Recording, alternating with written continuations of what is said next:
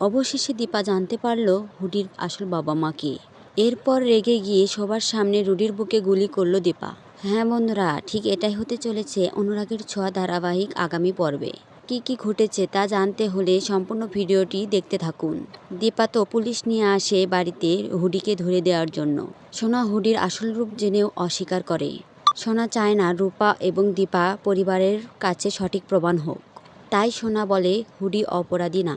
তখন দীপা কৃষ্ণকে ফোন করে বলে রুডির আসল পরিচয় বের করার জন্য। কৃষ্ণ রুডির সেই বন্ধুকে পাকড়াও করে যে বন্ধু তাদের বিয়ের লাইভ ভিডিও করেছিল। তাকে জিজ্ঞাসা করলে সে অস্বীকার করে বলে কৃষ্ণ তাকে মারধর করল। সেই মার সহ্য করতে না পেয়ে তখন বলে এই রুডি আসলে কুমার এর দাদু, অর্থাৎ তার নাতি। তখন কৃষ্ণ বলে রুডির উদ্দেশ্য কী, কেনই বা সে সোনাকে ফাঁসিয়ে বিয়ে করলো। দীপা সহ সেনগুপ্ত বাড়ির সবাইকে শিক্ষা দেওয়ার জন্য সেই সোনাকে বিয়ে করেছে।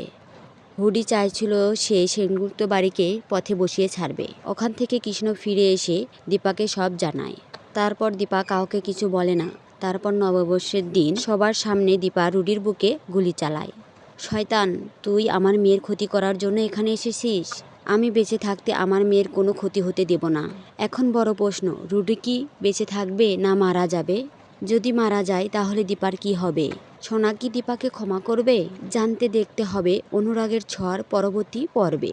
সবার আগে বাংলা সিরিয়াল আপডেট পেতে চাইলে আমাদের চ্যানেলটি সাবস্ক্রাইব করুন।